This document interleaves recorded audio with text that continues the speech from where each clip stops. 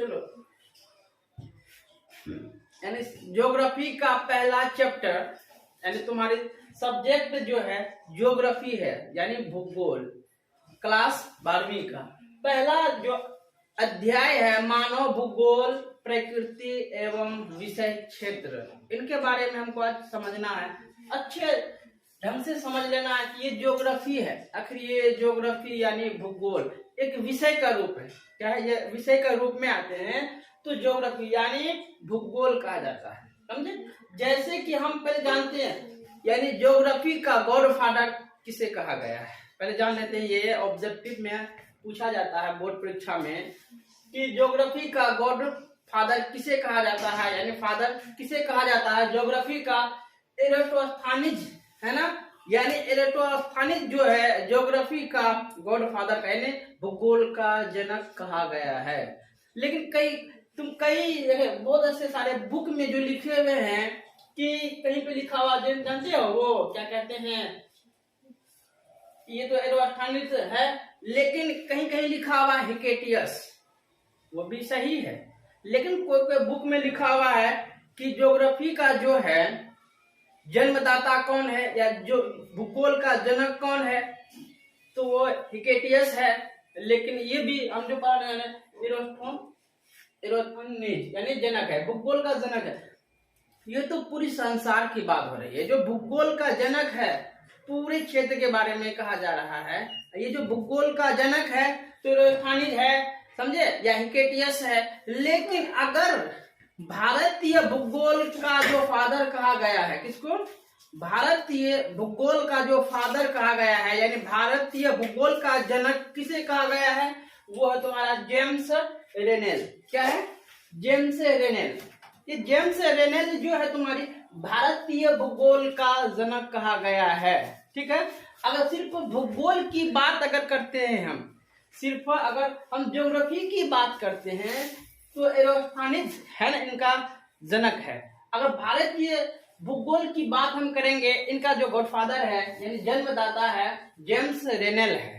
ये तो तुम यहाँ तक समझ गई। दो ऑब्जेक्टिव तुमको यहाँ हो सकता है पूछ दिया जाए। अब फिर हम वापस आते हैं इसके ज्योग्राफी के अंदर में। आखिर ये ज्योग्राफी है जो ग्रीन शब्दों से बना है, एक जियो से बना है, दूसरा ग्राफोस से बना है।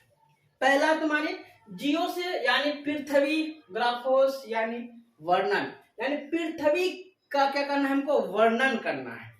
ये जो पृथ्वी पे रहने वाले जो मानव है इनका क्या करना है, हमको वर्णन करना है। इसीलिए जियो का अर्थ होता है पृथ्वी, ग्राफोस का अर्थ होता है वर्णन करना। यानी किनका वर्णन करना? पृथ्वी का हमको क्या करना? वर्णन करना। लेकिन ये जो पृथ्वी है इनके मुख्य दो घटक होते हैं, इस चीज को याद रखना।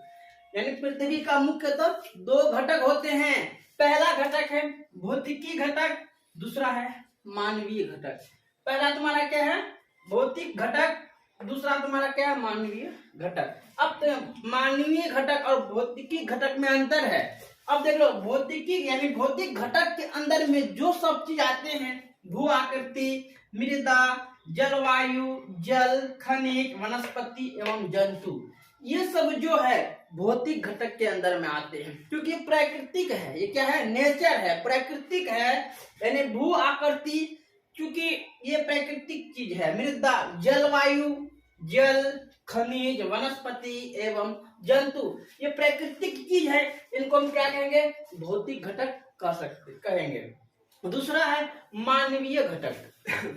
मानवीय घटक जो है तुम्हारी, मानवीय घटक क्या कहता है? जो मानव के द्वारा बनाए गए चीज को, मानव द्वारा बनाए गए चीजों को हम मानवीय घटक कहते हैं। जैसे घर किसने बनाया? बसाया, घर इंसान ने, मानव ने बनाया। गांव भी मानव ने बसाया, सड़क भी मानव ने बसाया, नगर, रेल, हवाई जहाज, खेत, बंदरगाह, दवाइयां और नहर, ये सारा चीज जो है मानव के द्वारा किया गया है। लेकिन एक चीज और, हम देखो इस टॉपिक के, फिर हम यहाँ तक तुम समझ गई होगी। इस टॉपिक को थोड़ा सा हम पीछे जाते हैं, फिर ज्योग्राफी के अंदर में। किसके अंदर में? ज्योग्राफी यानी भूगोल के अंदर में जाते हैं। अब यानी भूगोल का मुख्य सरोकार या उद्देश्य क्या है? ज्योग्राफी जो विषय का रूप में आए हैं, इनका जो मुख्य सरोकार क्या है या इनके उद्देश्य क्या है, भूगोल का उद्देश्य क्या है। पृथ्वी को मानव के घर के रूप में, पृथ्वी को क्या कहा गया है, पृथ्वी को मानव के घर के रूप में, है ना, समझना व उन सभी तत्वों का अध्ययन करना जिन्होंने मानव को पाला है।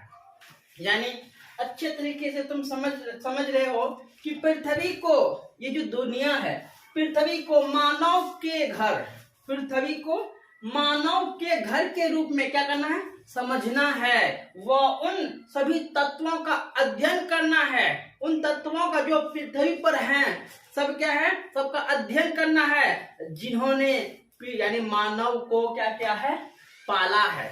यहाँ से अब दूसरी फिर हम चले आते हैं यानी भूगोल के अंदर में, फिर ज्योग्राफी पीछे से और पीछे की ओर चले आते हैं।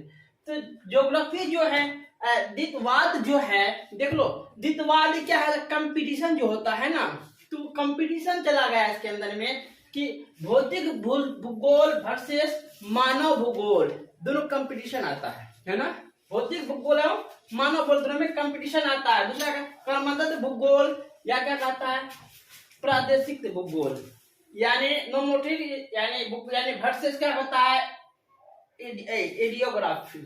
अब प्राकृतिक व मानव अभितत्व है, इन्हें क्या करना है, पूर्णता से देखना उचित समझा गया है। लेकिन ये तो तुम्हें द्वितीयवाद की अगर बात की जाए, मतलब कंपटीशन जो होता है इसकी बात करते हैं, तो ये भौतिक भूगोल और मानव भूगोल क्या है तुम समझते हो। अब फिर टॉपिक को हम पीछे के लेकर जाते हैं, फिर इधर से आते हैं, ठीक है। अब देख लो यहाँ पे भौतिक भूगोल जो है ये भौतिक पर्यावरण का अध्ययन होता है।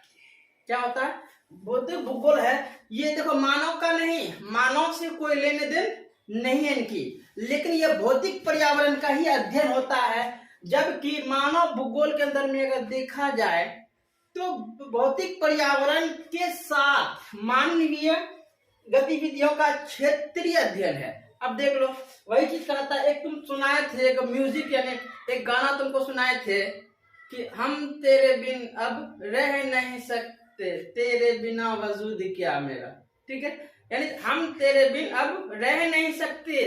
तो वही चीज कहता है, यानी भौतिक घटक है तो मानव है, लेकिन ये जो मानव घटक है, लेकिन ये तो अपने आप कुछ नहीं कर पाता है।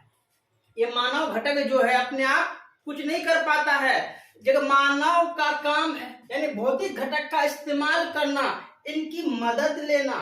जब तक ये मानव है भौतिक घटक का इस्तेमाल नहीं करेगा, इनसे जब तक डिसीजन नहीं लेगा, तब तक वो कुछ अपने मन से नहीं कर पाएगा।